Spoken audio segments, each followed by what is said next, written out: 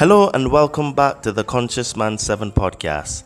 I am your host Todd Cave and this is podcast 26. On this episode, I was a guest on the White Rabbit podcast hosted by Katillist Jones, and we talked about the Anunnaki, how it all started with them, the Matrix, the control systems that the Anunnaki set up, and many other things that are relevant in our society today, how it's actually affecting us. And I also talked about what we can do in order to push back against the tyranny that we're in. And this is a very interesting conversation because Katillist and I don't agree on everything, but I must be fair to him, and he gave me the opportunity to, state what I think is how it is. And he was very polite and respectful, and I gave him a lot of props for that. If you are new to this podcast, please don't forget to like, subscribe, and to share, because that helps us to be recommended in the algorithms. If you would like to support this podcast, please check out our merch store on Amazon with the brand Todd and Me. We've got some cool t-shirts, tank tops, hoodies, and sweaters. Link will be in the description of this podcast. And if you're now starting a spiritual journey, you would like to start a spiritual journey, or you're currently on a spiritual journey and you would like some help removing some fears and traumas, please hit me up on my Instagram at Adriano_246 and it will help you to get some magic mushrooms. Enjoy the show and stay tuned because we have some more great content coming soon. When truth is blurred by lies and misinformation, perception becomes reality. What will you perceive your reality to be? Liberate your fears and walk with me. Sit down and meditate. Connect with your soul.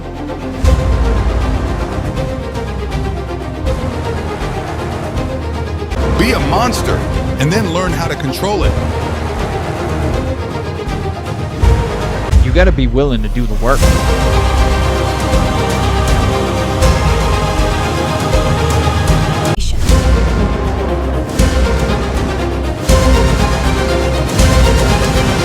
So it really goes really deep in terms of words and etymology and what they mean. So this is why it is really hard to really crack the matrix, because there's so many levels and layers to it, And welcome, fellow truthers and conspiracy junkies, to another episode of White Rabbit. I am your host, Katillist Jones. Y'all know what it is. We keep bringing the heat, and it's not going to stop today. Today, I have somebody that I'm very, very interested in talking to. I'm super excited to have you on because I've never even talked about this concept, and the way you told me that you're going to tie everything in, I'm just super juiced. Ladies and gentlemen, please help me welcome Todd Cave, spiritual fitness coach. How is it going, brother? I'm doing well. And yourself, sir? Oh man, like I said, I'm excited to get into this. I'm always like eager to learn something new and dip my feet into a whole new pool that just opens up a whole new world of possibilities. So I have a feeling that this might be one of those episodes.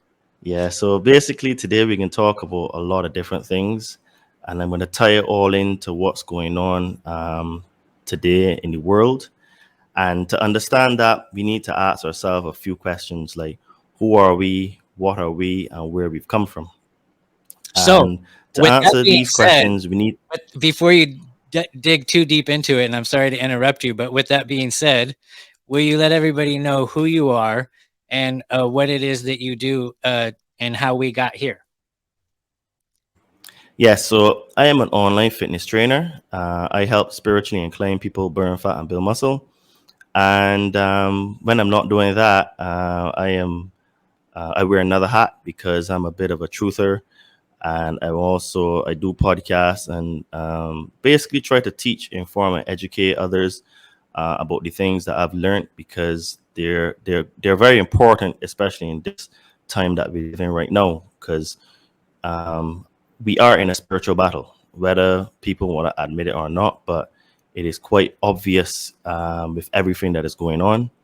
And what I try to do is I try to explain to my best ability, like, how do we actually get here and why things are happening the way they're happening. And, these are very complex subjects. So, without further ado, what I'm going to do is I'm going to try to explain to people why the world is in the way the chaos it is in. Now, to go, in order to break down all of the information I'm going to share with you, we need to go back to the known beginning that we have, and the known beginning that we have come from sources like the Sumerian tablets. And these are tablets that were inscribed by the Sumerians, and it described a time up to 450,000 years ago. And the Sumerians are basically the group of people that we've modeled our society on. They're the ones that introduced agriculture. They're the ones that introduced accounting. They're the ones that introduced a lot of different aspects today in present day. So our civilization is modeled on theirs. Now, in the Sumerian tablets, it talks about a group of deities called the Anunnaki. Now, the word Anunnaki means those from heaven to earth came. And heaven really just means the sky. So we're talking about extraterrestrial beings that most likely look like us, that came here. And the story in these tablets are that they were living on a planet called Nibiru, and this planet was the atmosphere was disintegrating. So they basically came to Earth to mine the resources of Earth, most of which was gold. And the gold that they was mining was sent back to their planet in order to pulverize it and shoot it in the atmosphere. Now, what ended up happening is that they brought some of their people with them. So the Anunnaki you can think of as like the presidents, the aristocrats, the people in government, royal families, etc. And the Ajiji, which are from the same planet, but they're like the working class, like us, the working class people. They came and they were the ones that were doing the work. And these tablets talk a lot about these deities because they call themselves deities. And the two main deities in these tablets were Enki and Enlil. The Arcadians used to call him Ea. So we have a lot of information to back up all of these things that I'm saying. And basically, Enki, after time, many thousands of years, the Ajiji got fed up of doing the hard work, the constructing of the dikes, the building of the dams, the mining for gold, etc. And what they did is that they rebelled against the Anunnaki, the ruling class, and they were going to go to war with them. So what happened is that there was a need to create a being that would be able to do the work for them because they were tired of it. And what happened is that there was an existing hominin species here on Earth, our cousins. And what they did is that they mixed their DNA with the DNA of that hominin species to create the first Homo sapien sapien. And the Homo sapien sapien was basically like a mule. And at the time, it couldn't produce. So they used to do a lot of cloning. But after a while, that wasn't really efficient because they needed to build mass amounts of people, create mass amounts of slaves, basically, right? Because it even says in the tablets that they wanted to create a being that would be just smart enough in order to take orders, but not too smart that they wouldn't sort of like rebel against them and stuff, right? Right. So Enki was tasked with the... I said, that's what all the parasitic elites of today say as well. Right. So I'm glad you said that because all of that is tied, right? Because what is going on today is only a repetition of what went on in the times of antiquity. So what happened is that Enki, he was given the task, but he actually volunteered to create this being, right? Basically a slave, a drone, just to go, take orders, do work, and that's it. So after many thousands and thousands of experiments, they created our cousins, right? And what happened is that Enki sort of like fell in love with mankind, and he basically went against the wishes of his brother Enlil, and he tweaked our DNA some more, and he made us a lot smarter than we should have been. And this outraged Enlil. So basically what happened is that they had a big powwow over it. And anyway, so the slaves, or our cousins at the time, They were mining the gold and what's not. And they realized that we were going to have a cataclysm, right? The Great Flood. So the Great Flood is actually documented in the Sumerian tablets, right? Is approximately about 241,200 years. So there have been many great floods. And what happened is that because they were actually playing God, and Enlil was really disgusted at humanity, he came up with a plan, him and his father Anu, not to tell humans that we were going to have this great flood, and they would just let us die in it. But because Enki had loved us, because in the Bible they talk about the serpent in the Garden of Eden. Well, that was really allegory for Enki. The serpent was Enki because the serpent is actually the creator of this physical body in the present form, right? And the God of the Bible, Yahweh Jehovah, is actually Enlil. This is why it talked about in the Bible that as God was walking in the Garden of Eden. Now, if we think about it, right, God is supposed to be a being that is spiritual. So how can God be physically walking? So a lot of people that when they read the Bible, they don't really ask the right questions because they just follow the narrative that they've been taught, right? And basically, this is why religion in all on the planet has really dumbed down our consciousness, because the word religion comes from the Latin word relegare, which means to hold or to bind or to thwart forward progress. So this is what religion has done. It has chained and shackled and held and bound our minds so that we can't elevate in consciousness. So anyway, as they didn't tell humans about the flood, and humanity was destroyed. But one of Enki's half sons was called Ziasudra, and Enki told him that the great flood was going to come, and that he must build a vessel in order to protect him and the family. So the story in the Bible of Noah is a copy of the story in the Sumerian tablets of Ziasudra, right? Very, very, very, very similar. But they had to repopulate Earth because they still had the issue of mining gold to send back to the Nibiru, the planet. And what happened is that this is when the Anunnaki started to withdraw themselves from humanity, and then they start to install their high priests.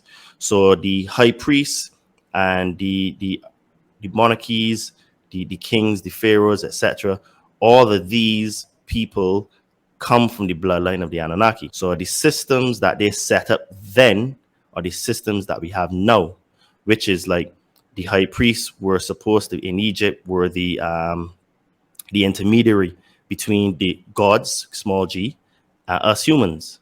And it is still the exact same system today where the kings, the monarchies, the presidents, the prime ministers, the aristocrats, etc., they're the intermediaries between those gods and us.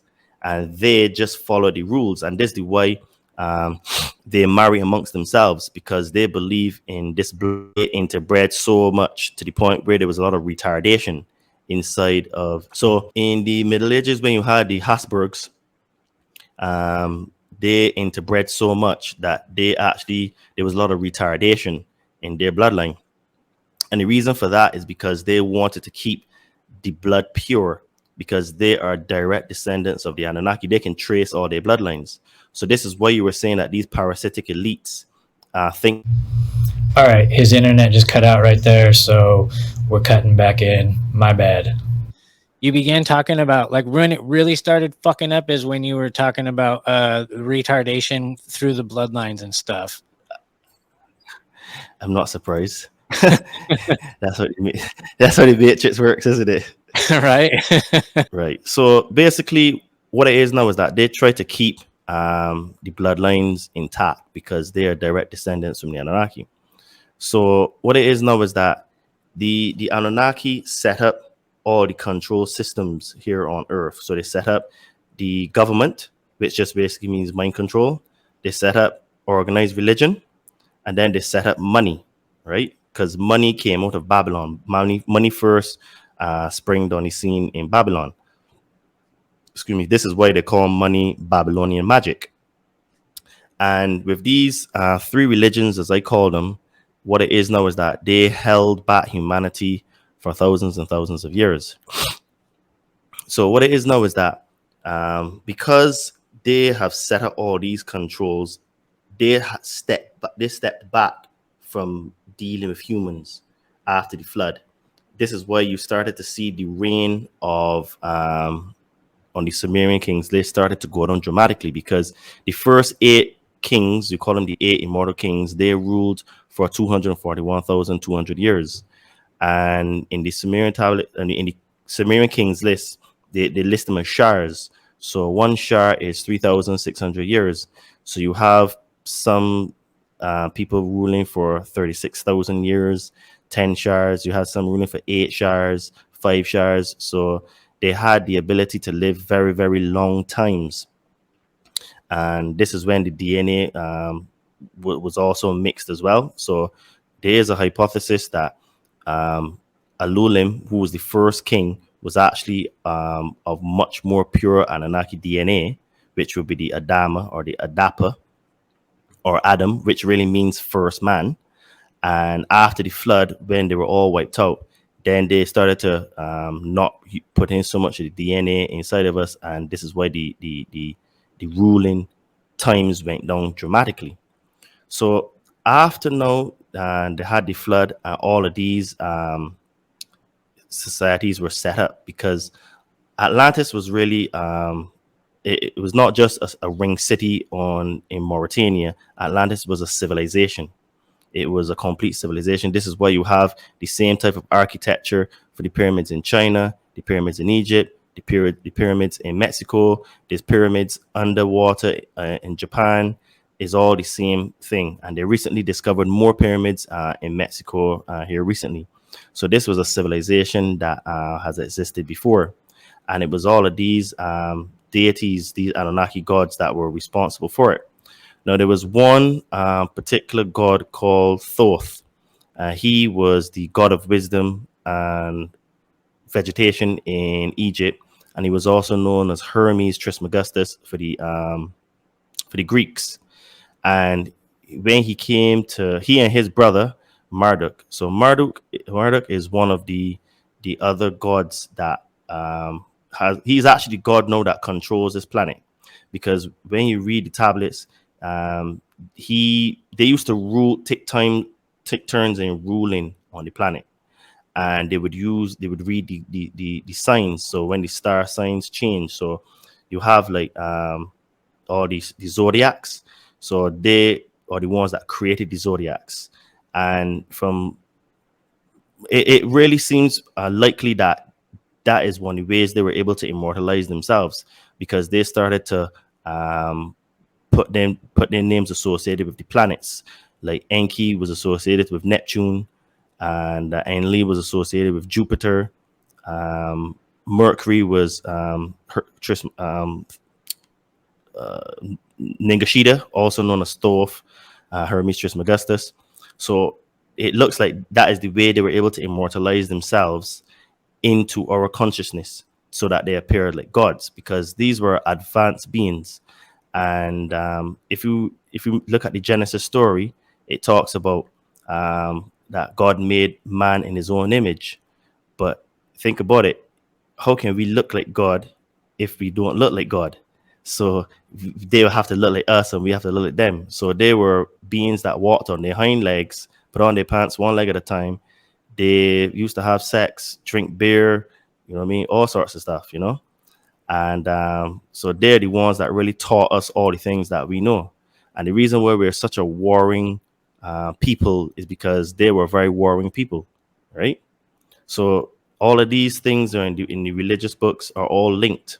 Even in the Hindu Vedas, they talk about in the epic of the Mahabharata, they talk about their gods came from the sky, and they used to move around in these, I think they call them celestial boats. Well, that sounds a lot like spaceships, or what you would say today, UFOs, you know? So, and they used to live in like these floating cities, which is like a UFO that would just go. Even in the Bible, in Ezekiel, Ezekiel, if anyone reads Ezekiel, you would see that Ezekiel was taken up to heaven in the sky in a spaceship. And even in his vision, he talked about how this being was in this chariot and it had four wheels and it would spin, each one would spin independently. And he described a being that could only be what you call an extraterrestrial in a some sort of a spaceship, you know. So these things are all documented in the books, but it's because we don't have the understanding to decrypt the information, which is why we're still blind to the fact that we are a product of extraterrestrials. So if anyone say, yeah, there are aliens in the world, say, hey, mate, how are you doing? Because you're an alien. I'm an alien. We're not here. We're not native to this planet, right? Who was I just listening to? Ron from New England, actually. He was saying that he doesn't think that we're native to the planet. Now, I'm just giving you the benefit of the doubt here, and I'm just saying, assuming that we live in a place where there is planets, because myself, I believe we live on a flat, motionless, fixed plane that goes infinite, and extraterrestrials are actually just people that live on, or beings that live past the Antarctic ice wall through the infinite lands and continents that we actually have no knowledge of because we can't get past it through the Antarctic Peace Treaty. So, and my question is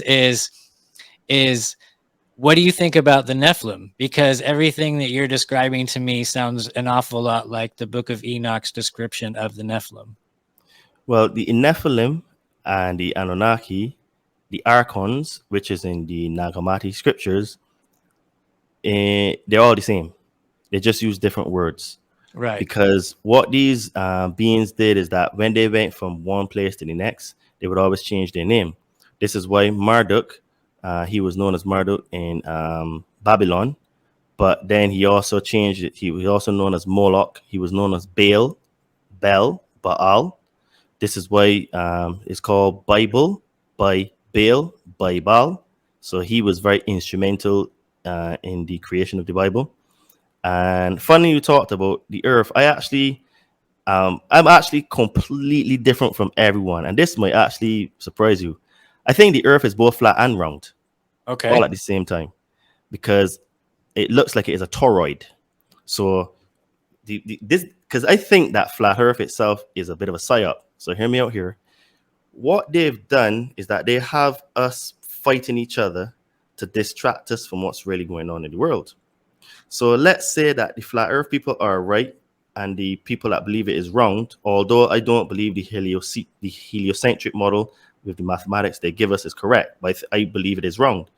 So let's say that we do live on the flat part, but there's a middle part that, you know what I mean, there's beings that live under the earth, right? And the sides could actually be wrong because everything is made of energy. So when you look at a Merkabah, which is two triangles upside down on one another, which is the Israeli flag, the Star of David, that's what I call a Merkabah. It works on toroidal because they're two spinning like that, and that's how toroid works. That's actually related to the anti-gravity technology and how everything in the world works, where it works from a toroid. So you actually have like a Merkabah inside of you on a spiritual level that you can spin. And if you can spin the two triangles with the Merkabah, you can actually teleport and do all kind of different things. So this is why, like, people, I don't agree that it is flat or round. I think it's both because it causes too much confusion and us to argue against one another, right? Because I think both sides have valid points. So I go through the middle. And then from my research, it looks like it's a toroid because the toroid is related to the 0 point energy, is how the extraterrestrial ships use for force fields as well.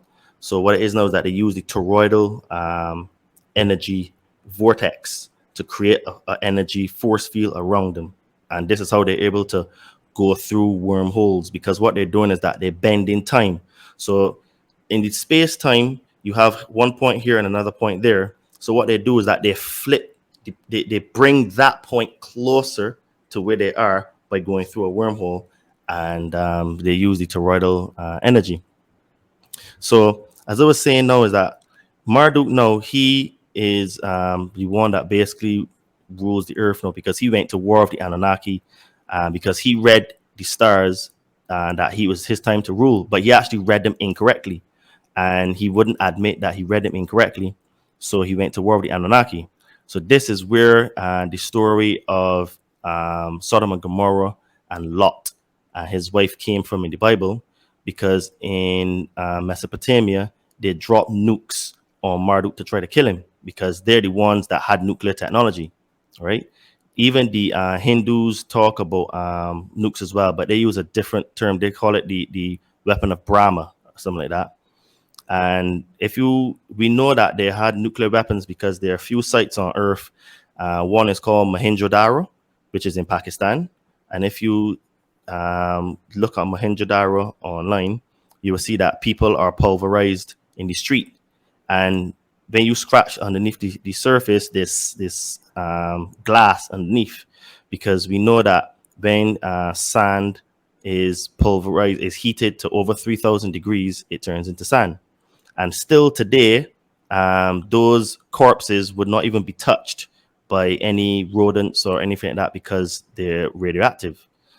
When you go to Mesopotamia, where it is in between like Syria and Iraq, there's a place where they drop nukes.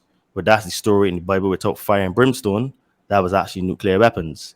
And there are a lot of other places that they had wars, where in Egypt as well, they dropped nukes in Egypt, which is why there's glass underneath the sand around those pyramids, because there were a lot of pyramid wars. So what it is now is that each of these Anunnaki gods had like their clan, right?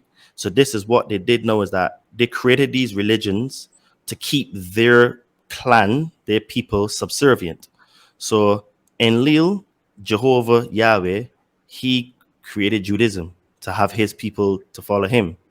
Marduk, no, he infiltrated Judaism, and the Talmudic Jews are the ones that follow him. Even in the Talmud itself, in Hebrew, Marduk is mentioned by name.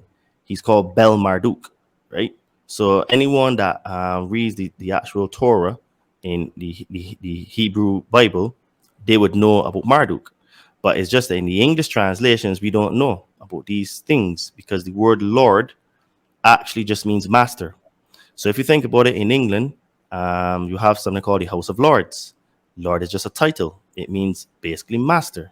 So what it is now is that in the Bible, where there's the word translated as Lord, you would see that the word is, even when you go on like on Bible Hub, you will see that the word Lord is normally in capitals, and the font is actually different font from the rest of the other words. And when you actually go into the link and you look at the actual Hebrew, is not really the word for God, because the word for God in Hebrew is different from the word that is used for Lord, because I actually checked. So what it is now is then that you have all of these, and then even like the Catholics now, they're very much the Enkyites. So because Enki was known as one of his symbols was the fish. He used to have like a fish's head on top of his hat, sorry, a fish hat that he wear on his head. But look at the Pope. The Pope's hat looks very much like a fish's mouth, right? So signs and symbols are what rule the world, and it's a matter of being able to decrypt the signs and the symbols to be able to track all of these gods, which is how we know who they are, because they change their names so that to try to hide their identity. But you look at their attributes. So like Poseidon in the Greek pantheon, he's more in line to what Enki would be, because Enki was, his name Enki means Lord of Earth. En means Lord, and Ki means Earth, because Earth used to be much bigger, and it had a different name. It was called Tiamat. What happened is that a planet smashed into Tiamat many thousands and thousands of years ago, and basically created the asteroid belt. So in the Sumerian tablets, they call it the hammer bracelet.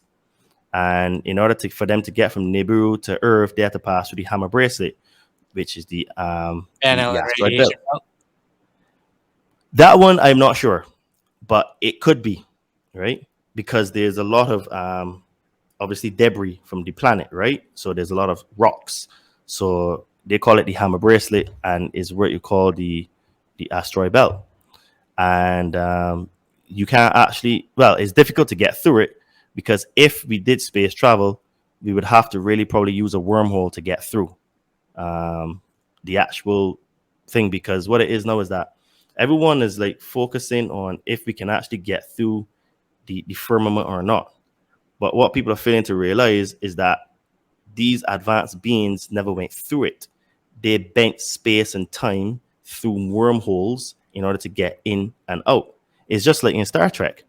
Star Trek was basically a bit of a documentary.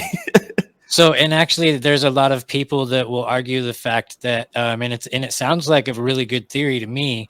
In the Bible, when they talk about the story of Babel, that the Tower of Babel that they were actually building wasn't like a tower to like reach up to the skies, that they were actually trying to build like a portal. Yes, it looks like it could have been a portal or a launch pad for like a spaceship, because the Bible talks about they were basically trying to kill God, right? And they Right. were shooting arrows and stuff, and the arrows would come back down with blood, right? Now, the thing is that some things are allegorical, some things are literal, some things are a bit of both, right? And we do know that it looked like if it could have been a launch pad for a spaceship, right? Because these beings had advanced technology. And funnily, after that Tower of Babel incident happened, God, quotation marks, decided that he was going to wipe out, he was going to confuse man, and they would never speak one language. Because what was happening really, the allegory behind it is that man was starting to get really, really smart and realize that he was being enslaved. So he was going to go to war with God, which was one of the Anunnaki gods. And this is why he decided that to divide us up, excuse me, so that we couldn't speak to one another anymore and communicate and share information. Because if we were speaking in one tongue, it means then it'd be easy for us to communicate with one another. But I don't speak Russian, so I wouldn't be able to talk to a Russian person if I don't know Russian. If they don't speak English, they won't be able to communicate with me. So that alone separates us. So there's this systematic dividing of mankind into sects, languages, regions. You know what I mean? So this is why I said to you that I think that the flat Earth, round Earth, is a bit of a psyop, because it causes us to fight instead of like putting the two things together, which is why I come up. Not that I come up with it, but I've done research where it looks like it's a toroid. It might have a flat top and a flat bottom around the side, and we live on the flat part on the top. Because what it is now is that what they try to do is try to create a lot of polarity, right? Which is like the divide and conquer strategy, which is a bit of the Hegelian dialect, right? Which is problem, reaction, solution. Yeah, I agree with you. Absolutely. I'm hanging on. Right. So what it is now is that what they've done is that by setting up all these systems of control and dividing us into smaller and smaller and smaller groups, what it is now is that you get to today where you have politics, because that's another religion. You have in England, we have the conservative versus labor. In the United States, you have Democrat versus Republican, right? But what a lot of people fail to realize is that these deities, these Anunnaki beings, they created all of these religions. Because as I said, the word religion comes from the Latin word religare, which means to hold or to bind or to thwart forward progress. So if they're holding and binding our minds, it means then that everything that they do is to get us to go to war with each other instead of coming together so that we can be one and realize that we have a common enemy, right? Now All we right, have I gotta stop you. go on. Are these beings still pulling the strings, and are these who our politicians are taking orders from, and or are they able to shapeshift, and are they our politicians? Well, okay, so let me see if I can remember all that. So I do believe that these Anunnaki beings are still running stuff, because they went to war and fought a battle in the heavens, which is the sky, and they won the battle. So Earth is their dominion. So I do believe that they still control it because they had controlled it in the open for 241,200 years. And after the first flood, right, because there were many floods that happened here on Earth, they started to back off more and more and more into the background because all the sacrifices and everything that they were doing for these religions, it wasn't other. How do you phrase this? They were doing sacrifice. They've made us do sacrifices so that we could feed them, right? Because they were too lazy to go and hunt and do all of that. So what they would do is they would cause us to sacrifice, give them our best food, and they would eat it. And we know this because in one of the churches, I can't remember which church, there was like a little hatch in the bottom where the priests used to like steal the food and eat after the people come out and bring all this food and stuff. And it was the same thing for these Anunnaki deities. We would sacrifice and give them all this meat and fish and vegetables and bread and this and that to feed them. So this is how the subservience came So about. we were their DoorDash, basically. Basically, right? And they still have us doing the same thing. But what they're doing it now is that they've elevated now, they do it on a spiritual level. So what it is now is that it appears that they feed off negative energy. So all the wars, all the genocides and everything that is happening on Earth, it seems to feed them with negative energy. So it's like they're like energetic vampires. So every time we get upset, every time we're sad, every time we're depressed, it seems that they're being fed, so they're still pulling the strings, but from way, way behind. And what they do is they get their puppets, which is their progeny, to control us and to oppress us.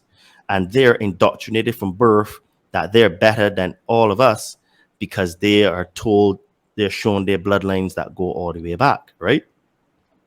And this is why, like, they take all the sacred things and invert them, because in the Nag Hammadi text, it talks about Pistis Sophia. And Pistis Sophia is one of the derivatives of God, because when God came about, it was like there was nothing and there was God. But because there was nothing and there was God, there was nothing to confirm God's existence. So he created the universe so the universe could confirm him. A bit like the chicken and the egg. People ask which one came first. No, I think both were there together, because you can't have a chicken without an egg. You can't have an egg for a chicken, right? So it's a bit of like, so it's just like you can't have an offspring without having a male and a female. So both had to exist, because God is actually both masculine and feminine, but not in terms of sex, but in terms of energy, right? So when God created the universe, so the universe could create him, because to be created, he had to be acknowledged. He created derivatives of himself. So you had like the first power, the triple powers. Then you had like Sophia. Sophia was God of wisdom. And she created, because she was both male and female, she had an offspring without the consent of her male counterpart inside of her. And when she brought forth the offspring, his name was called Yaldabaoth. And he was actually retarded because he didn't have the male aspect of him inside of him, right? In terms of, because for the energies to balance. And what happened is that the story of in the Nag Hammadi, there's a lot of similarities in what we have in the Bible. Yaldabaoth said in the Nag Hammadi, I am God, and no, you are not. You cannot worship any other gods but me. That's in Exodus, right? In terms of before you get to the Ten Commandments. Then he says, I am a jealous God. All of these are things that he said. So a lot of the things that are in these ancient scripture are pulled in to the Bible, because the Bible is actually a collation of stuff out of the Sumerian tablets, some things out the Mahabharata, some of the things are the Tibetan Book of the Dead, the Egyptian Book of the Dead, the Upanishads, which is Hindu text. All of these are stuff that they basically pulled from here and there, put it all together, mix it up in a soup, and say, hey, that's your Bible. So the Bible is actually more like a history book more than a religious book. But and the thing is that they tell the truth and they lie at the same time. But it's our job to figure out what's the truth, right? So it's a bit like cryptocurrency works where you have decryption keys in order to unlock your wallet to be able to send value to another person. The information in the Bible is very crypted. So you have to decrypt the information. So you have to have like the decryption key in order to get the information out of it. Because if you can read it and it wouldn't really make any sense, right? So these Anunnaki beings are still controlling us, but they're doing it through their bloodlines, right? And they also know that their time of ruling is coming to an end, which is why they're getting their offspring, which are basically the cabal, to push forward with plans, because things are moving extremely quick now. We have AI now becoming super smart. Like AI is going to change the entire field. Like I was reading an article yesterday, and we have AI that can generate photos for women that do OnlyFans. So it means that the girls that are doing OnlyFans will eventually be put out of work because AI will be able to produce the nudes for these girls. And you want to hear the mad thing? People are paying for them, right? So a lot of other industries. So imagine when the AI gets good enough to be able to make videos. So the videos that these girls are making, AI will be able to do.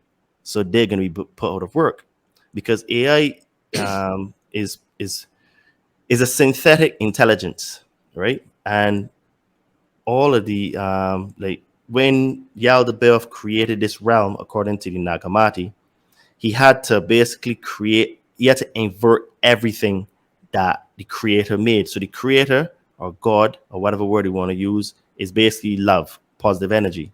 So in order for him to create this realm, he had to invert it. So everything here in this matrix is built on fear and guilt. This is why I always say that it is a guilt and fear based matrix, right? Because think about what happened during the pandemic, right? They use both fear and guilt in order to get us to comply into our homes, to stay in our homes.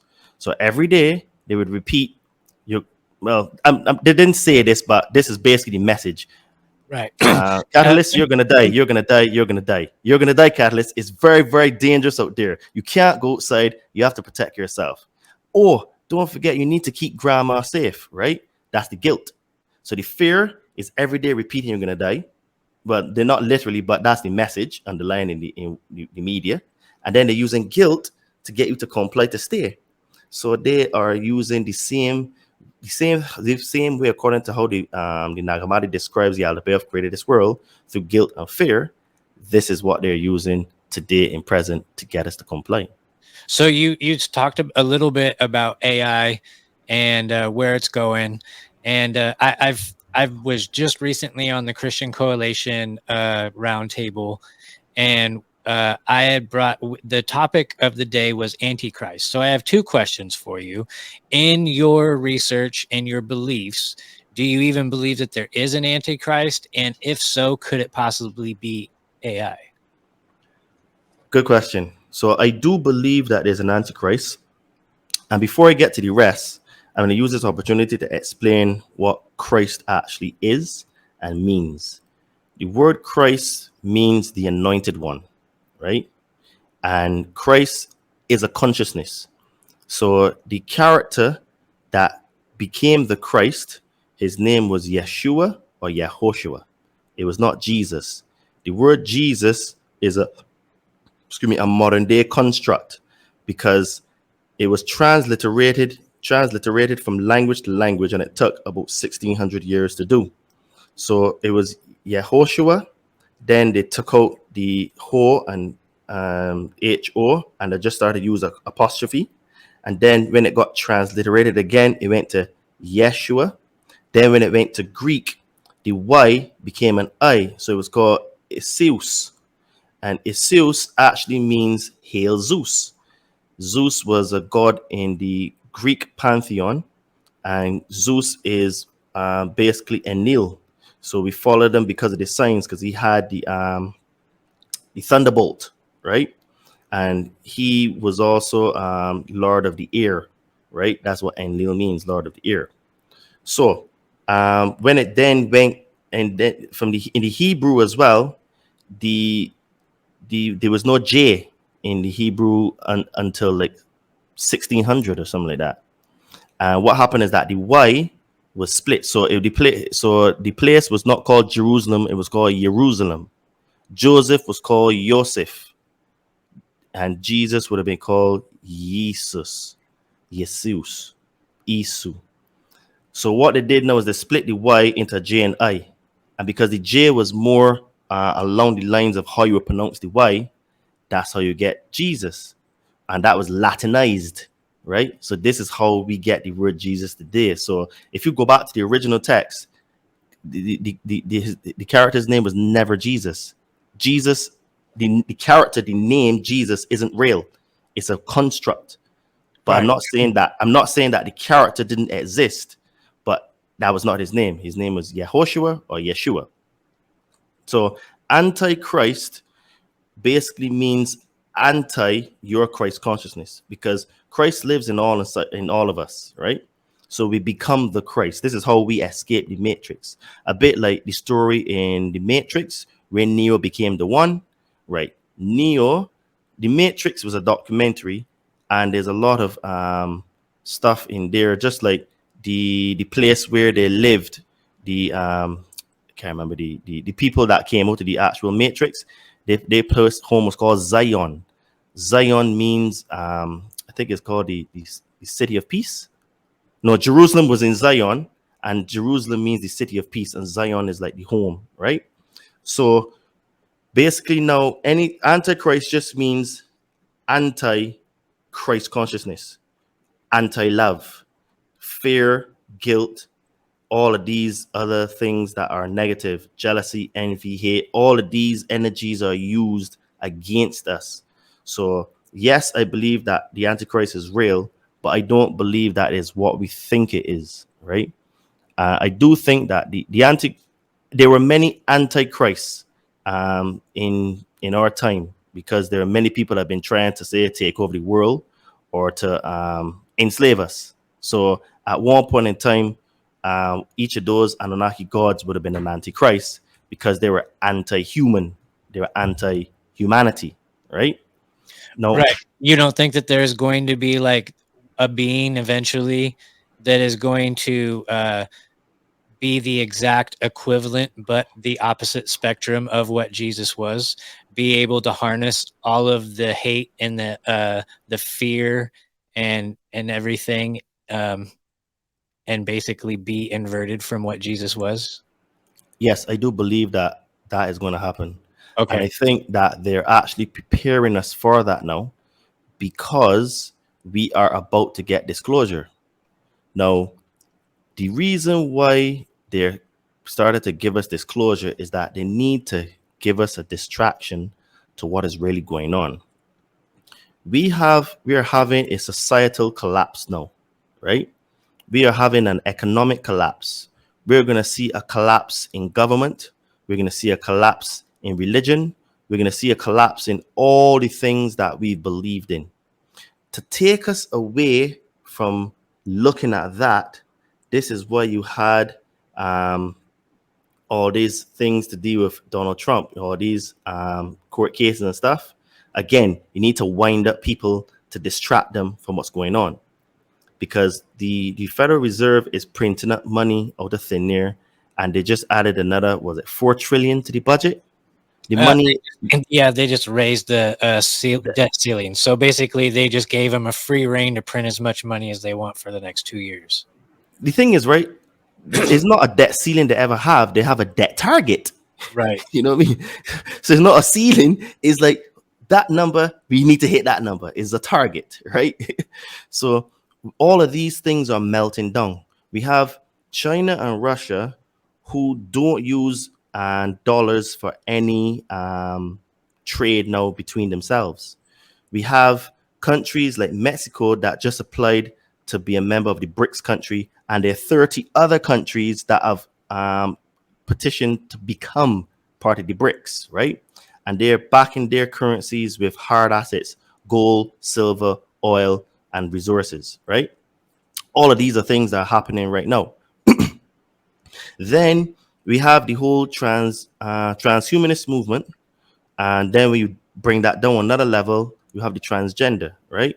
So what it is now is that this whole transgender movement is an inversion of how we really are, because we are both male and female in terms of energy. We have women have testosterone in their body, just small amounts. We have estrogen in our body, just small amounts, right? And one is higher than the other for procreation purposes, right? Now, in the beginning, when Christ said that he was with God in the beginning, it is because the consciousness was with God. Because people are looking at it as a human being, but it's the consciousness. Consciousness. We are all consciousness. Consciousness is eternal. It can't die, right? We reincarnate here, and the same consciousness goes into another body. It's just that our memories are wiped, and we don't remember anything. And I've personally connected with a past life, right? So, and I've seen it very, very well, like who and what I was 500 years ago. So what it is now is that we were in the story in the Bible, it talks about, and God created man, but he didn't say he created man and woman. Is because the woman, the feminine energy was inside of the man, right? And what happened is that these archons in the Nagamati, which are really the archons which are in the Nagamati, which are really the Anunnaki, they separated them into two beings, right? Because that was a way to control us. Because after they created us, Enki even said that we have the ability to surpass them, right? In consciousness. When you read a book called the Book of Jasher, which the Book of Jasher means the Book of Righteousness, Adam told his son Seth that Eve, his mother, is the one that taught him consciousness. And that is because the feminine energy, the feminine consciousness is the teacher, right? So if you look at it now on a tangent, in the olden days when the dollar had a value, the man would go and work and provide resources, and the woman would stay home and teach the children, right? And think about it, we didn't have all this transgender and all the other stuff going on in those times, because the father protected the home, and the mother was the nurturer, and she taught, right? And Adam told his son Seth that Eve, your mother, taught me consciousness. And he said, and your mother taught me that the God in the Garden of Eden was not really God, right? He was not the creator of all things, and he was only trying to make us slaves, right? That book is mentioned in the Bible, but was taken out of the Bible. Fun fact for you, right? During the Council of Nicaea in 325 AD, when they got around the round table and decided what books to put in, they chose the books in order to dictate a narrative, right? So I say all that to say that when what the transgender movement is now is to take the spiritual understanding that we're both male and female, because that's really what Christ is. When you become Christ, you're able to balance your masculine energy and feminine energy together. So there are times where you would need to be strong and defend, and there are other times where you would be soft, loving, compassionate, and kind, right? So that is really what becoming Christ means. It means becoming both male and female at the same time. So what it is now is that spiritual understanding of who we are energetically, they're trying to create the Frankenstein with the transgender movement. So if you're a male and then you identify as female and you go and have surgery, you'll be both male and female, because you're born male, but your outer appearance would look female. So in reality, you're both male and female, but just in an inverted way. just like a woman. If a woman now goes and have a mastectomy and takes a lot of testosterone and has a beard, she still has a vagina, right? So she would have sex with a vagina. So she's still male and female. Male appearance, female reproductive organs, right? So they're taking the whole concept of spirituality and that perfect union of masculine and feminine energy and invert it now to cause confusion amongst the people, right? So I do think that the Antichrist is not necessarily what we think it is, but I do believe that there is a character that, or I think there's probably a non-human entity that basically is pulling all the shots. I think it, and the person that maybe is in control of that is probably akin to the Wizard of Oz, where it was just this old man behind the curtain pulling all the strings. Even Scripture says that when the guy that's running the show is revealed, people are going to be like, him? Who? It couldn't be, you know? So there's a lot of like allegory involved in this. What do you think about cryptids? And yes, cryptids would be like things that people have accounts of all the time. However, cryptids, I would say like a dogman or a werewolves type thing, Bigfoot, Nessie, Loch Ness monster, Mothman, shit like that. Those things are quite possibly true because basically when the Anunnaki were creating us in the lab, they did a lot of experiments and it talks about a lot of chimeras. So that word is actually mentioned, chimera. And there were there was human and animal chimeras, human and plant chimeras, animal and plant and whatever, you know what I mean? So it is quite possible that those things, those cryptids, could be a creation of that basically still exists. I do think it is possible that those things are real. It's just we don't have any evidence to show, you know, that they are definite, you know. But Well, we definitely have plenty of evidence. It's just not out there for the mainstream and people. When they say evidence, I mean like visual video evidence. Oh, I know absolutely. that do we have video evidence? Oh, absolutely, absolutely of all of these things. So, I mean, have you heard of a place called what is it? It's a fucking ranch. Damn it, I can't think of the name, but there's a certain place, and it's just a hub for all of these different activities. There's Urantia? What is it called? Urantia Ranch? No, it's man, I know somebody that just did a documentary out there as well too. It's not out yet, but it's it'll come to me, but it's besides the point. Anyways, yes, there is definitely plenty of evidence out there. It's just like not in your face. So unless you're like super into this stuff, then you're not going to know about it.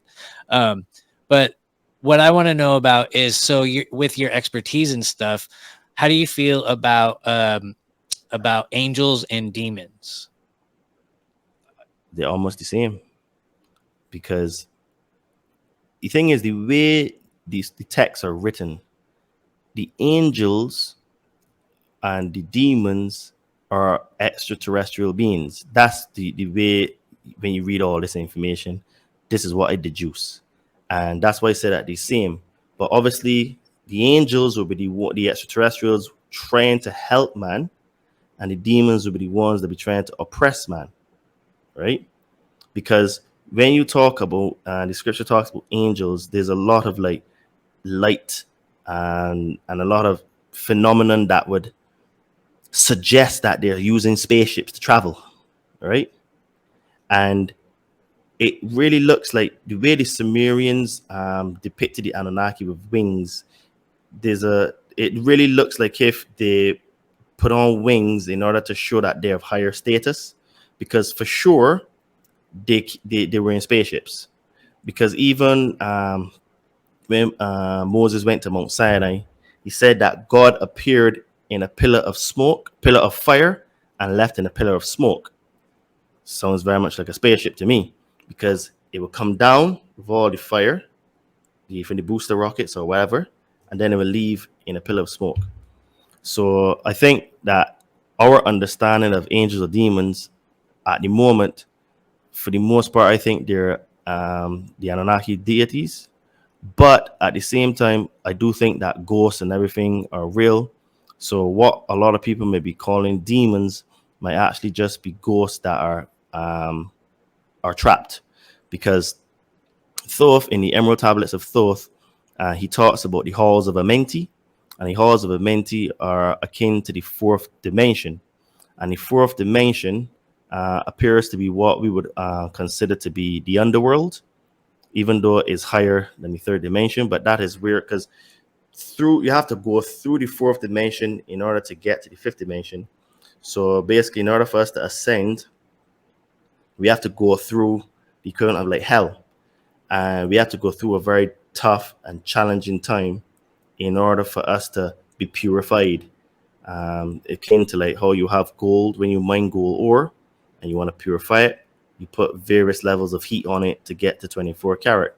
And if you heat the gold more, you would create monatomic gold, right?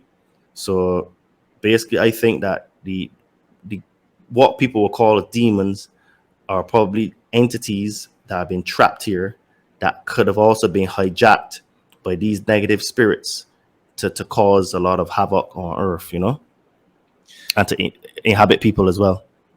So if we were created by the Anunnaki in basically these labs, then do we even have a home? And like, would we even have a soul or a home to go to after we leave this place? Good question. So it does look like we do have a soul, and the soul is what is the connection between the spirit and the body. So the soul holds all of like the emotions and everything that we've had. And the thing is that it really does appear that we are alien to this planet, and where we're from. Well, for example, the Aborigines in Australia, they believe that, they say this in their oral tradition, that they were seeded here from the Palladians. And the Dogon tribe, they said that their gods came from Sirius. And we only found Sirius last century. And the Dogons have known about Sirius for time, right? So it looks like we are from a collection of planets. The Orion planet, from the Orion region, Sirius, the Pleiades, and many other stars out there. Because the Anunnaki don't seem to be from one single planet. It looks like they're from different planets that me came together. Because this is why we all look different. Like, okay, you're white and black, but we're all human. And it looks like when the Anunnaki were here, they put their genetic mark on the people so that they would know that they're their people. So we do have a home, and the home is the kingdom within, because everything is really spirit. Because this is why Christ said that my kingdom isn't from this earth, and he always used to say that the kingdom is within, the kingdom is found inside of you. Because when you find the kingdom within, you realize then that you are an immortal being, and you will automatically just elevate and go to the next level of consciousness, where you would leave the body behind, because the body is just a meat suit, and it just the spirit contains the body. But what it is, because the body is in the third dimension, it holds back the spirit from ascending. And to explain what that looks like a little bit, is like if you take water and you freeze it, so the molecules in the water slow down so it becomes solid. When you take it out of the freezer and you leave it at room temperature, the molecules vibrate faster and it becomes liquid. Now, if you heat the water, the molecules move so quickly that the water turns to steam. Now, the steam is still water. It is not changed. It's just changed its frequency, its density. And that is akin to how the body is like ice, and then the spirit is like the steam.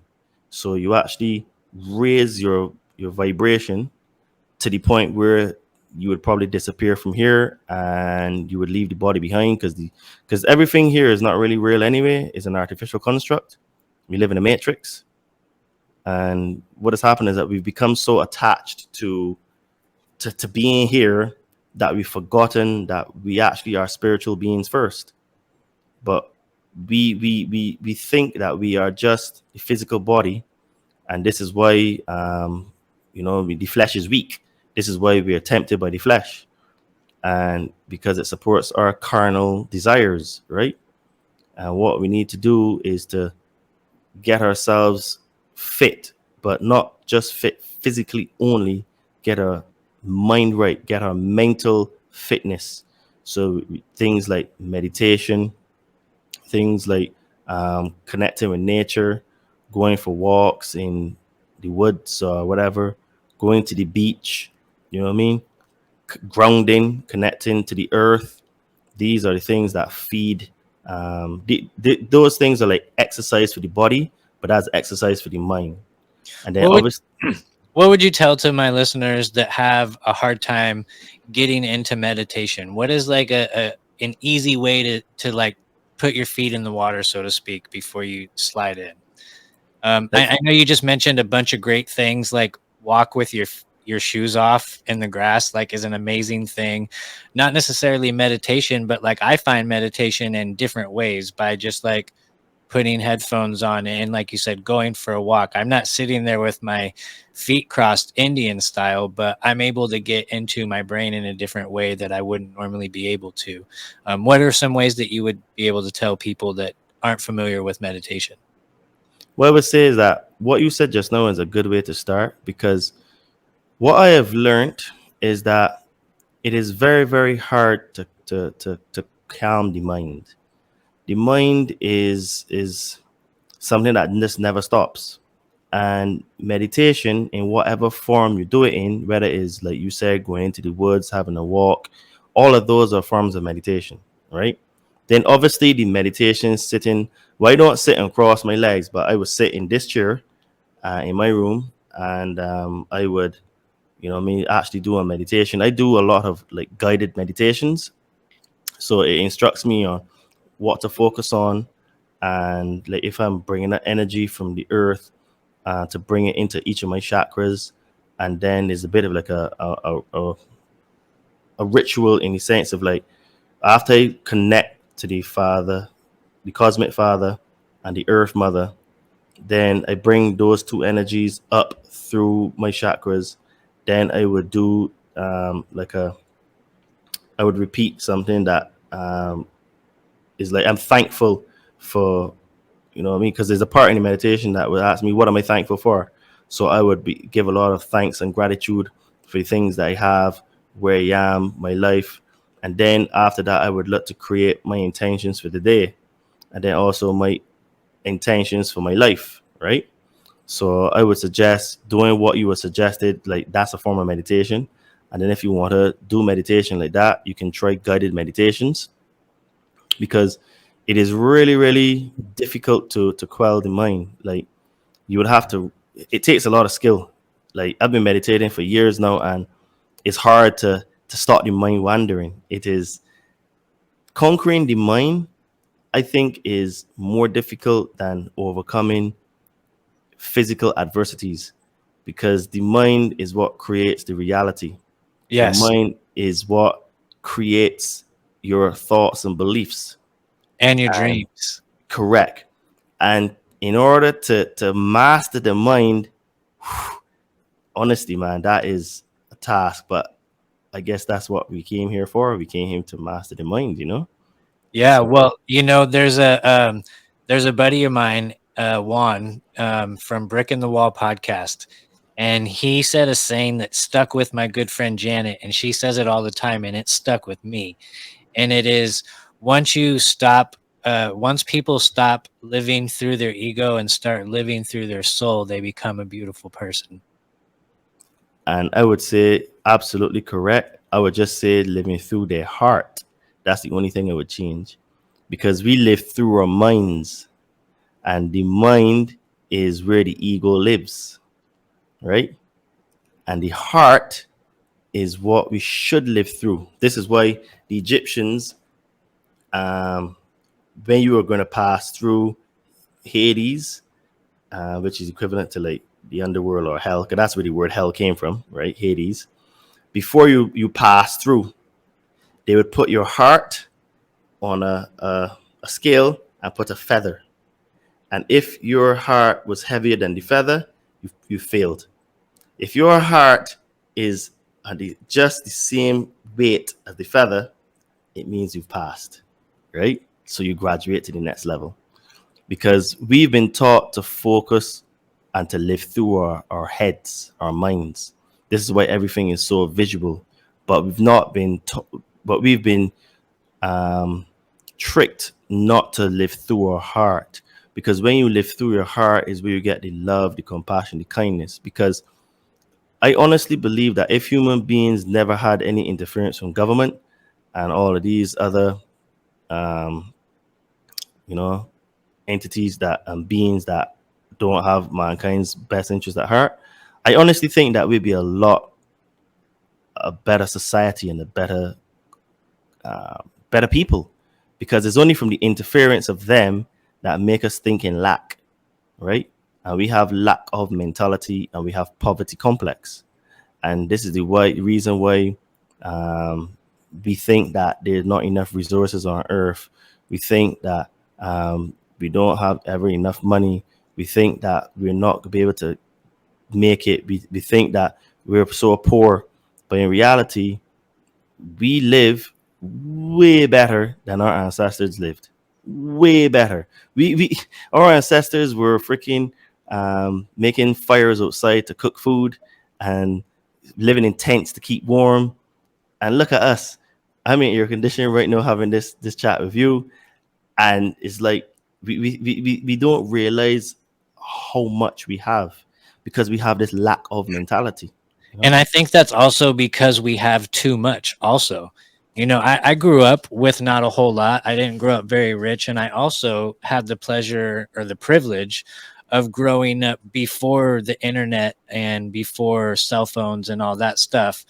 And in the mountains too. So I would split firewood and prepare for the winter, and we had a wood burning stove, and we like would rake needles and stuff in the summertime and have bonfires outside and stuff. And so I learned how to like live the old hard way in a sense. We would go times where we have so much snow, we wouldn't have power for like days and days and days. So we were taking baths by heating up water on the wood stove, little bit at a time, and then pouring it into a tub, just enough to be able to like bird bath yourself, cooking on that same stove and having like Aladdin lamps and stuff. Man, those are some of the best memories I've ever had. However, yes, it is much easier to just walk in your room and flip on a switch and change the temperature of your room and the easiness that we have. But at the same time, we take everything for granted now. And I think that is a big reason why people are so fucking miserable, is because everything is just instant gratification. And we've become a sickened society because people don't know how to do things for themselves. And this is all by design. You see, what it is that these beings that rule the world, they want us to be dependent on them, right? They don't want us to independent and provide for ourselves, because it means that they lose their slaves, they lose their freebies, because as I explained to you before, all the sacrifices that will go to these temples and stuff, these Anunnaki were eating them. You know what I mean? So basically, they are too lazy to be able to do anything for themselves, so they get us, the slaves, to provide everything. And this is why they invented government God, because the government now wants to be God, right? So this is why I call it government God. And when you are depending on the government for everything, it means then that all the stuff that you talked about, independence, freedom, you know what I mean, being contented with what you have, you can't be. You just want more and more and more and more, because it's like a parasite in our minds that they've like unleashed. because we have both the parasitic mentality and then we have the freedom giving, loving mentality. And all they're doing is that they're just feeding our minds a lot of garbage to keep feeding the parasite because they're parasites by nature, right? And this is why, like, one of the ways, like, I tell people is like, okay, not just one way, but I say, look, you have to get yourself in physical good shape, right? What getting yourself in shape does is that it improves your state, right? Because everything is energy. Exercise is the only thing that has the ability to immediately change your state if you're depressed. It is impossible for you to feel depressed and sad and worrying about stuff when you're doing physical exercise because your mind is in a different place, right? Excuse me. And the more you do exercise, the better you will feel, the more positive you will feel, right? Because, like, depression only really started to become a big thing with the rise of pharmaceuticals, right? Like before, depression, I don't think was as big as it is now because all the drugs that they give us make us more depressed, you know. And when you look at our forefathers, they didn't have time to feel depressed. The man is out there working, hustling, trying to provide his family. The wife is at home. She's taking care of the kids, teaching them how to say please, thank you, yes, sir, no, sir. You know, I would like, having manners. No, these kids don't even have any manners. You know what I mean? They're shouting at their parents and all sorts, man. You know? So we need to like get back to basics, and exercise is one way to do that. Another thing is that we need to look at our nutrition. Our nutrition is rubbish these days. A lot of people don't know how to cook. They don't know how to read labels. They buy and eat a lot of processed food. And all these processed foods do is that they weigh the body down with all negative energy. And what they do is that they make us addicted to more that type of food. And then what we need to do is start doing meditation, whether it is going for walks or meditation, doing physical meditation, because we are a mind, body, spirit complex, and we need to take care of all three parts of us. And all we're doing is we're becoming more and more depressed, more and more sad, more and more lonely, doing more and more debauchery, self sabotaging all the time. And this is why a lot of people aren't happy today.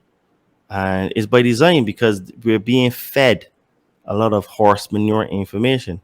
And because of that is the reason why, what I mean, like we're in the state that we're in, a very, very low vibratory state, So there's a lot of stuff that we can do. But the thing is that human beings, for the most part, have not waken up to what they live in.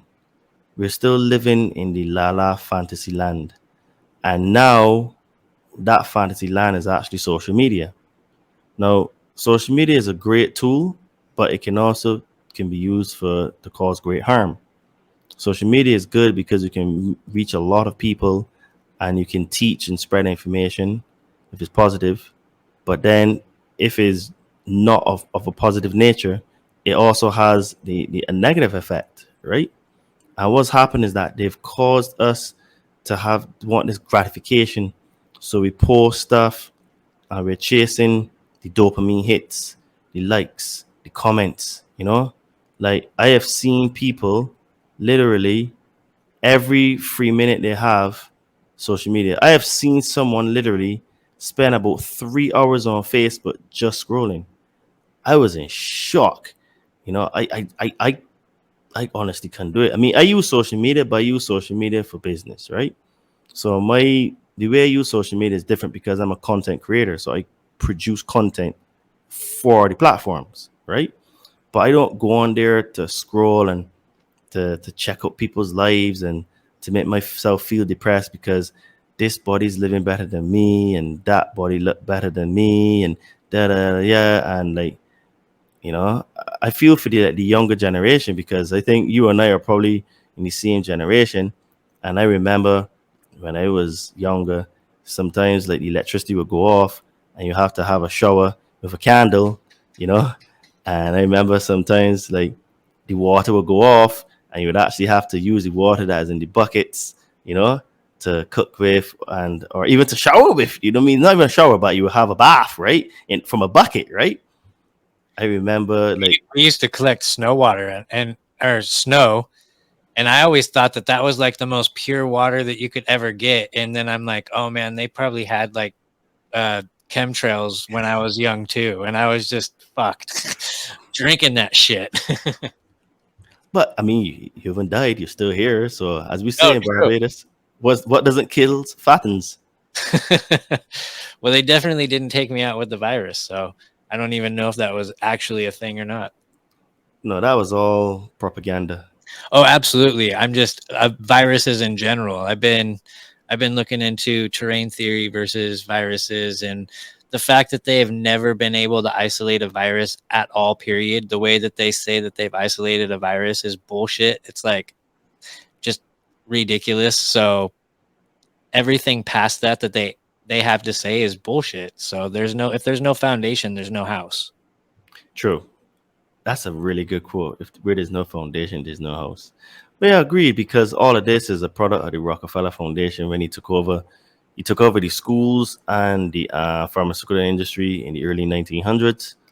And, you know, I mean, his legacy lives on, you know, and it was just pure profit, right? And this is the problem that we have because in reality, right, all of us we have so much on earth that earth can actually be what all these religions would describe as like heaven. It could be, but it's us that need to make it that. And what we need to do is first we need to work on ourselves because we need to start to realize that we are the creators of all of our problems in our life. And we need to take responsibility. And a lot of people today abhor that word, responsibility. And then the next thing we need to do is to realize that I am you, you and me, and together we're one. Because we're one mind, one body, one spirit, one consciousness. To prove that if you and I are together and you feel sad about something, you will alter my state. And I would feel a little bit sad. Yes. Because if I weren't the same as you, it would be impossible for me to feel sad, right? And this is what people don't realize, that in harming your brother, you're actually self-sabotaging and harming yourself, because the law of cause and effect is real and the law of karma is real. So if you treat people terribly, other people will treat you terribly. And what a lot of people fail to realize is that we complain about, oh, there are no good men in the world, there are no good women in the world, everyone's terrible. But we don't look at ourselves. We don't look and analyze ourselves and say, well, am I actually a good person? And if people actually really did the deep dive into themselves, they would realize that actually they're not as good as they think. They're selfish, they're arrogant, they're full of ego, they they don't help, they're not compassion, they have no compassion in their hearts, they have no love in their hearts, they're not kind, right? We are people now that would see someone being killed and we would just walk over them. Now, We wouldn't even. do you think that those are just NPCs, or do you think that those are just people that just are vile and evil and probably have a bloodline in them that comes from one of these evil bloodlines? Well, what I think it is that the mind is like a sponge, and the mind only retains what is being fed. So what has happened is that there's been a systematic approach and to feed us garbage information. But garbage information that is of all bad things. It gives us jealousy, envy, hate, lust, greed, all of the, what we would call it, the seven devils they've given to us, right? Through the information we retain. And what's happened is that we've been so brainwashed that we can't see the forest from the trees. And we think that what we see on TV is real, right? We also think what we see on social media is real. Like, what we do know is that these people that control the world control 90% of all information. They control the school system, they control the judiciary, they control the police, they control the education system, they control the medical system, they control pretty much everything. And because of their control, everything has a negative connotation. So what's happened is that people have become so, like you would say, NPC, but it's through indoctrination, right? And the only way for human beings to wake up is if they have a very traumatic experience. Now, I guarantee you, all of these NPCs, they're going to wake up one day, but they're going to wake up when it's too late or it's almost at the end. Because this is what I tell people: it's better to do the hard work on yourself when it is easy to do than to wait to do the hard work when it is hard to do. We live in relative peace times right now. We can travel reasonably freely now, you know. We can go and get books. We can go to the supermarket without, what I mean, people asking us for our papers, what I mean. Like I said, we live in relative peace time. It's not perfect, but it's relative peace. Right. It's a calm before the storm. Right. We need to do the work on ourselves now that we can put our energy on that instead of when the communist system that they're trying to put on the entire planet comes in. Instead of trying to do the work on yourself, then I guarantee you it's going to be extremely hard to do, because you will only be focusing on surviving instead of trying to work on yourself, and you won't be able to do both. Now, because we live in relative peace times, you can divert some of your energy and resources into working on yourself, right? And every single person has time to do it. All we need to do is turn off the TV, use social media less, and this will allow us to read books or listen to audiobooks, attend self-development classes or courses, things like Joe Dispenza or Mind Valley or something like that, like things that actually to work on yourself, learn new skills, right? So that things that you learn now you can use when the storm comes, because no one's sitting down there trying to meditate when they actually has a hurricane outside, for example. You know what I'm saying? Right. Right. You're trying to board out your house and protect your family. You're not trying to meditate. So why are people going to wait until the actual storm is on their door to try to read books and learn to meditate and try to like eat better and try to like exercise? Nah, it's about survival then. But what you do is that the skills and the peace and the calm and the increase in consciousness now will help you to get through that. Because what they're going to do is that they're going to destroy everything. The mentality that they have, the ones that rule the planet, is like, if they rather destroy everything than to let you have it. They rather burn it, lose everything so that you can't have it. That is what they want to do. Man, Right? that sounds like the evil Big Brother, doesn't it? So funny that it's called Big Brother as well. So before I let you go, brother, I have two questions for you. So one of them is, what God do you pray to? Good And question. then after that, I will ask you my very last question. Sure. Well, I actually don't pray to God. And let me explain. I am God. You are God. Every single human on earth is God, because God is a consciousness. All of us have the spark of divinity in us. So what I do is I talk to God. I talk to myself, because the subconscious mind is the mind of God.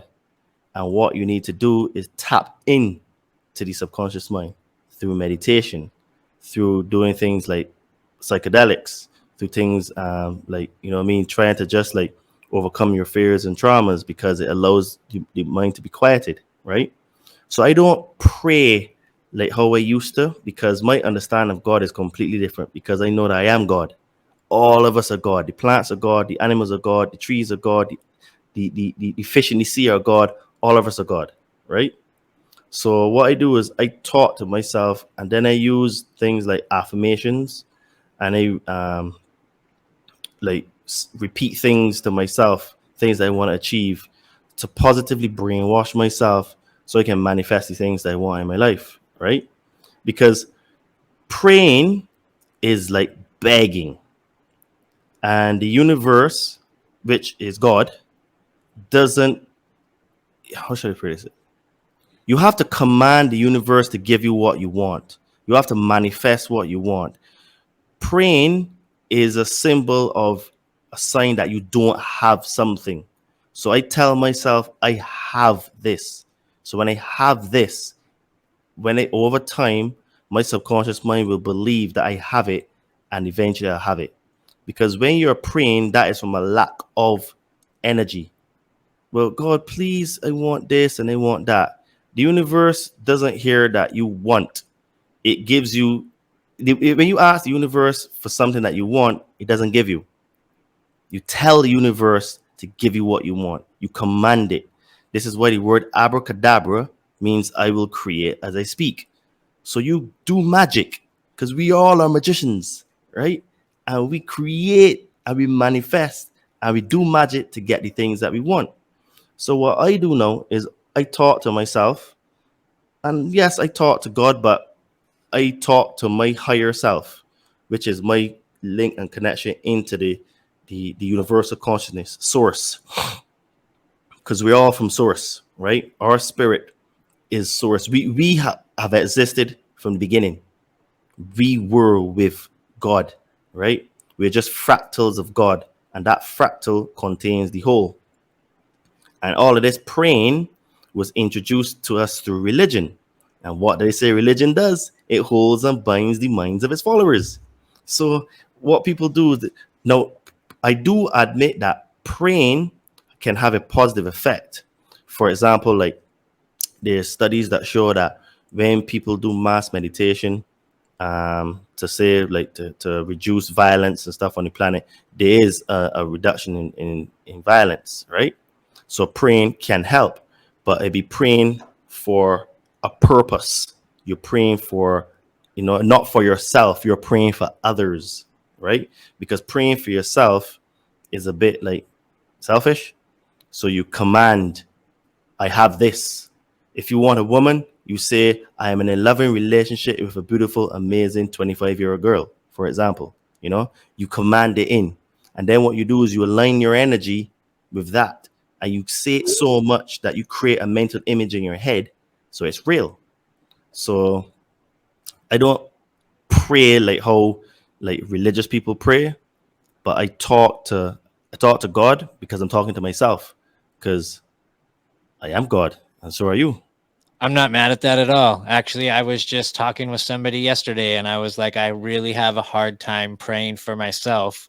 And I was like, and I don't pray traditionally, but I'm always talking to God. And when it comes to other people or other things, I have a much easier time asking for things, but I'm not necessarily asking for things when I do talk. I'm more or less asking questions, and I'm asking for answers to things that I'm trying to figure out. I don't know. I've never been like, hey, I really need a Porsche, or I mean, I've been without a car for a long time. I haven't prayed for a car. Maybe if I did, I'd have one. And it sucks not having a car, but like I've never asked for one. I just deal with what I deal with, and I know that eventually I'll be able to get one or save up for something that'll get me from point A to point B, you know? But anyways, that's besides the point. I liked your take on that, because I talked to many different peoples, and you and I do not agree on a lot of things. However, I love your take on everything, and I can totally see where you're coming from. And I'm definitely interested in diving down some more things that you have talked about. My last question for you is, are you totally black pilled? Do you think that we're fucked? Or is there hope for humanity, or do we just need to save ourselves? I am one of the few people that is very bullish and optimistic for the future. My mate calls me mad. He says, I just don't see it, Todd. But I'll tell you the reason why.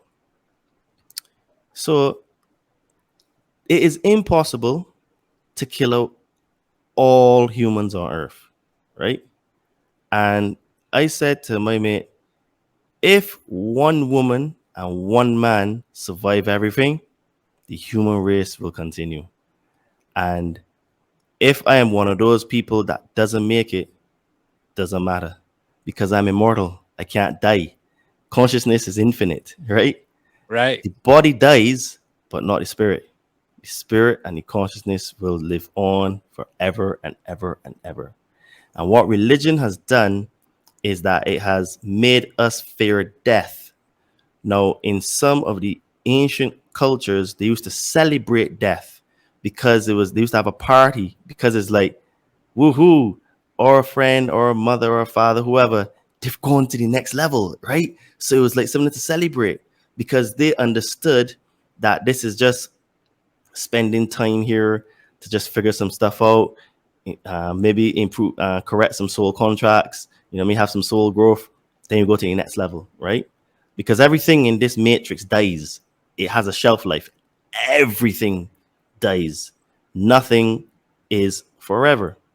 So I'm actually very optimistic because all the people that have been lethally injecting themselves, all the people that are mutilating their bodies, all the people that are doing all this debauchery, they're going to have a day of reckoning. They're going to have like what some people call the dark night of the soul.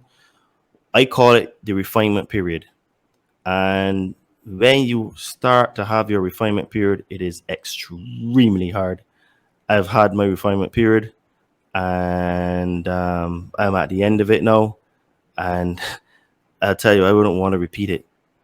And what I would say is that an enormous amount of growth comes from it. And in a very weird way, it's actually kind of beautiful because when I look back at the man I was 6 years ago, 6.5 years ago, I'm a completely different man than who I am now. And I am very, very confident that the human race will continue because we're like cockroaches, man. You don't kill cockroaches. when you look back at these ancient tablets, they've tried several times to kill us out, I mean, loads of times. And we just keep coming back and keep coming back. So we're like roaches, man, and we just get tough. And but this time is a lot different because we're at the end of ages. This the end of it all. Is like this whole jig, everything is coming down. All your beliefs, everything that you thought was real, whether the earth is flat, round, everything is going to be revealed, right? And whether you're right or wrong is not even going to make a difference because they give me other things that you were wrong about, and you can get to see who is the one causing any problems.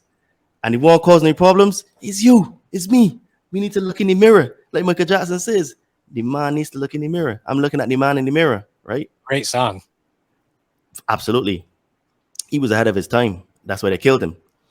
And the thing is now is that when we stop running away from ourselves, when we stop blaming people and take responsibility, our lives will change.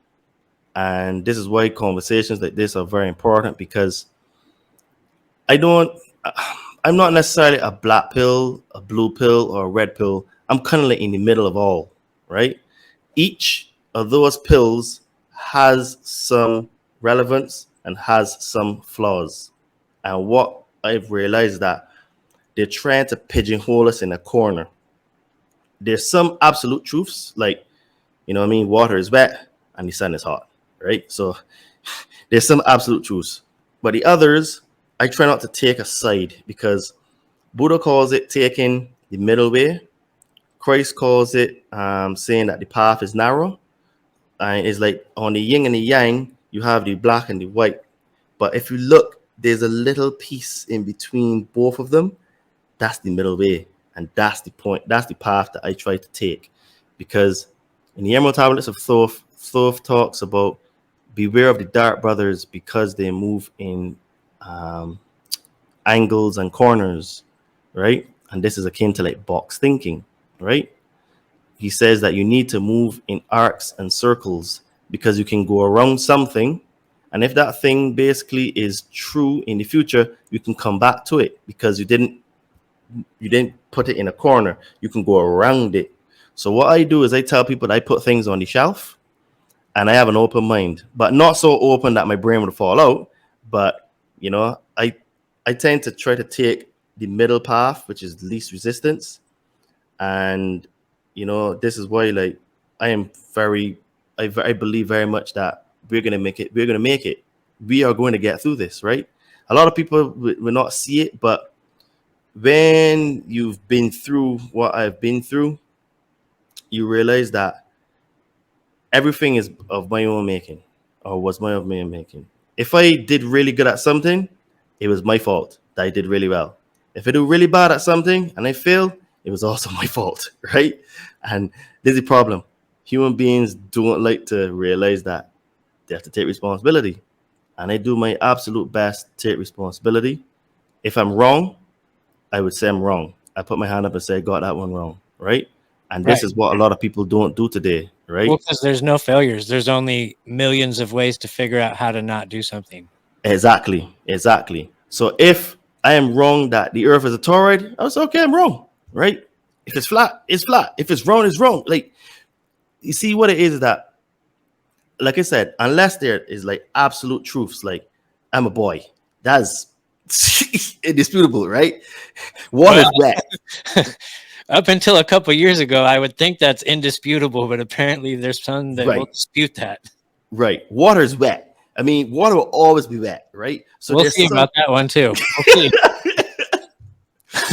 know what I mean? But there's some things that are absolute truths, right? So I'm talking to you. That's an absolute truth, right? So there's some things that, yes, I would fight a corner and say, no, that's absolute truth. Others, I'm like, okay, based on what I have researched, I have this opinion. If someone comes and shows me other information that's credible, that makes sense and is clear, I would happily change my point of view, right? And we don't have many people in the world that are willing to be like that, because we all have like a religion, right, that we hold on to and we fight to protect. But all truth must be examined, scrutinized, put in a fire, put underwater. It must be scrutinized, and that's how it becomes true, because it gets confirmed of standing the test of scrutiny. And a lot of people today are not even willing to have conversations with people that they don't agree with, because they feel like they have to protect their religion, right? And I have spoken to many people that don't share some of the views that I have, but they all say, well, that's interesting. I never thought of it like that. And they will be like, okay, I can go and research that, right? And I always tell people where to look, right? Like on my Instagram page, I have one of my highlights for books. There are over 40 something books in there now, because I've done like more than double that. And those are my sources of information. So I put everything there for people to see, you know, because awesome. Well, I was actually just going to ask you to live link. Todd, you are awesome. I can sit here and talk to you forever, brother. Unfortunately, I have to jump off. I have another show that I'm about to jump on. But please let everybody know where they can find you. I'm going to live link it. So everybody that's listening to this, if you want to see more of Todd or check out what he's got going on, go ahead and scroll down, click those live links. But for those people that don't like to link their stuff or whatever, can you let them know where they can find you? Sure. So as I said in the beginning, I'm an online fitness trainer, and I help spiritually inclined people burn fat and build muscle.